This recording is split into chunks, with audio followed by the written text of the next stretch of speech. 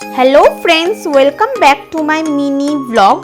तो रूमे গিয়েই ফ্রেশন আপ হয়ে ঝটপট করে রেডি হয়ে আমরা বেরিয়ে পড়েছিলাম লোকাল সাইট সিন করার জন্য। আমাদের হোটেলের বাইরের টোটো স্ট্যান্ড থেকেই আমরা একটা টোটো বুক করে নিই সাইট সিনের জন্য, আর ভাড়া নিয়েছিল মোটামুটি 400 টাকা মতো। আমরা যেহেতু ট্রেন থেকেই লাঞ্চ করে এসেছিলাম, তো এখানে আমাদের অনেকটা টাইমই সেভ হয়েছিল, তাই দুপুর 2:30টার মধ্যেই আমরা রেডি হয়ে বেরিয়ে পড়তে পেরেছিলাম সাইট সিনের জন্য। তো টোটো করে ফার্স্টেই আমরা চলে গিয়েছিলাম তারাদেবী টেম্পলে। 4 তলা ব্যাপী এই মন্দিরটি এতটাই সুন্দর ছিল আর এতটাই সুন্দরভাবে ডিটেইলিং করা ছিল যে মন্দিরের ভেতরে ঢুকতেই আমার মনে হচ্ছিল যেন কোনো থাইল্যান্ড বা জাপানের কোনো মন্দিরে চলে এসেছি।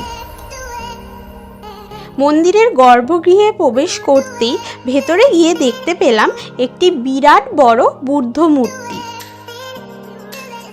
আর পুরো রুমের ওয়ালেই খুব সুন্দরভাবে ডিটেইলিং করা ছিল।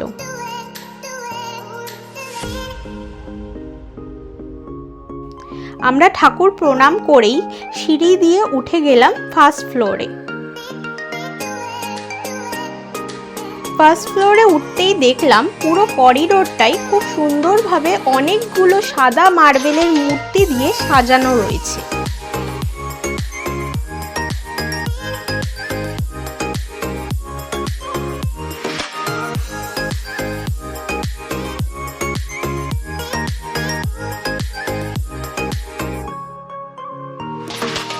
রুমের ভেতরে কাঁচ দিয়ে ঘেরা একটি বড় আকৃতির গোল্ডেন কালারের মন্দির রাখা আছে, আর সেই মন্দিরের মধ্যেই বিভিন্ন রকমের ছোট বড় বুদ্ধ মূর্তি ও তারাদেবীর মূর্তি রাখা আছে।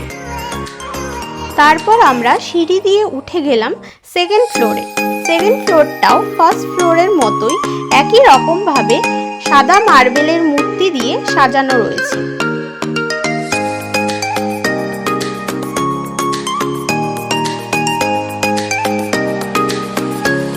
আমরা চলে গেলাম ছাদে।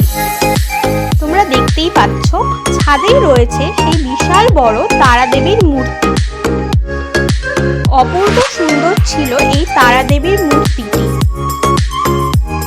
এই ছাদ থেকে মন্দিরের আশপাশের অনেক দূর অবধি দেখা যায়। আজকের ব্লগটা থাকছে এই পর্যন্তই, বাকিটা থাকবে নেক্সট পার্টে। Stay tune.